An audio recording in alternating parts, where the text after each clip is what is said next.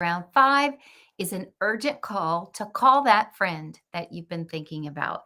It's awfully chilly here. I just got in from outside and it is wet and rainy. And it really made me think about how often we stay in because it's wet and rainy, and then how often maybe we should be thinking about connecting with those that we love. Recently, we lost a really important member of our community here in Charlottesville.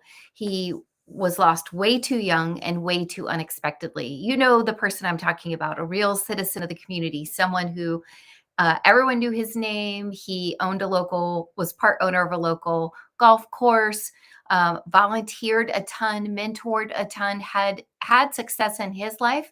So as a result, he would always share the things that worked. And I had the opportunity and privilege to work with him as we raised money for Children's Hospital quite a long time ago.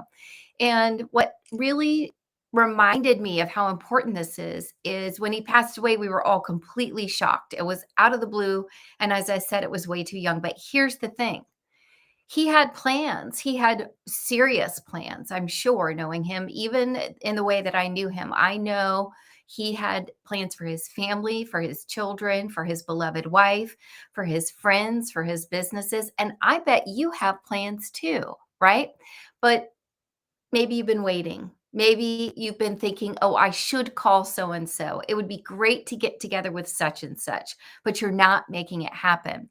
Well, I believe one of the keys to resilience is doing exactly that, is acting on when we know we should be reaching out to people. Because number one, tomorrow isn't promised. We never know what's coming down the road. And I think all of us have learned that you really need to seize the day as if it were. But number two, there's no reward for working yourself to the exclusion of your family. There's no reward for being, my dad has always taught me, you put a glass of water in front of you and you put your finger in the glass of water. And he says, okay, you want to leave a situation you think you're really important to at work. Pull your finger out.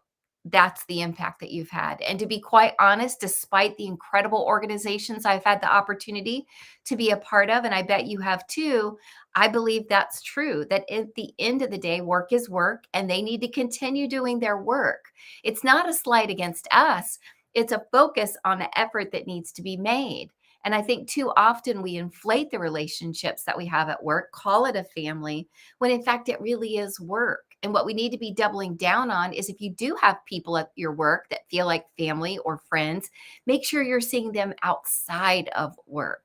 Make sure that you're making it a priority to go ahead and call the people that you love, that you always have fun visiting with. We just had friends over for dinner Wednesday night, and we missed them so much. It had been forever since we had seen them. So, the third point I have to make is that you deserve this. You deserve to live a life where you get to see the people you love, you get to do the things you want to do. Maybe there's a festival that you've always talked about going on. Maybe there's a trip that you've always wanted to take, a bucket list, if you will. Plan it, do it now.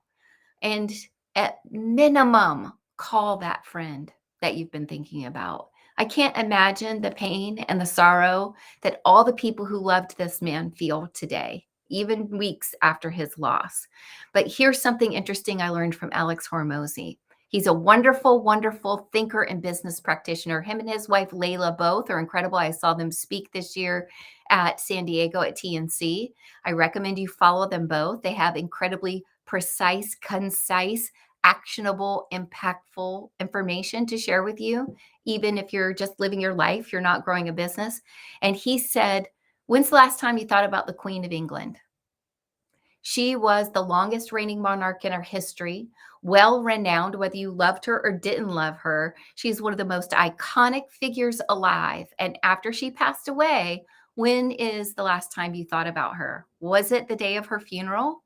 Was it when you read her grandson's book? But it's not all the time. That's how death goes. And so we've got to live while we're here and stop thinking that we're living for something other than the reason that we're meant to be on this planet. So I'm going to invite you to not only call that friend, but think about your true purpose. Why are you here? What are you meant to do? I know I've had a lot of different purposes in my life, but my purpose now is to help people find resilience because I have managed to develop, hone, and strengthen my resilience through absolute hell on earth. The things that I have lived through, just like I'm sure the things that you have lived through, I can't tell you the number of people that tell me, I don't know how you did that. And I bet you know people, or you are one of those people that's had the same experience. So I had to figure out my resilience. And I have. It's not something you're born with or not. It's something you can develop and something you can grow. And more often than not, when I see someone struggling in their life, whether it's in business or in their personal life, or when I think about my friends that lost this amazing person, it's their resilience that would either make the difference and keep them going and get them over the edge, or really fail them where they're feeling like they just can't go on and they quit thing after thing after thing. They go from friend to friend, business to business, job to job, life to life, marriage to marriage, and can never figure out why things aren't working. It's because you need resilience, my friend. You need the ability to be low, but maintain your focus and your movement in a positive direction. And that's what I'm going to help you do. Just follow along here.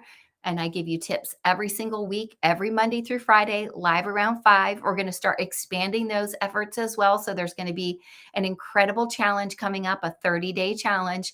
And I do this because I don't know what I would have done if other leaders hadn't reached down to me and helped me in my darkest hours. So I want you to say a little prayer for my friend and his family. He is so special to our community, and we will always honor him and remember him. And now you go call your friend who you've been thinking about, or even friends, and set up an actual get together.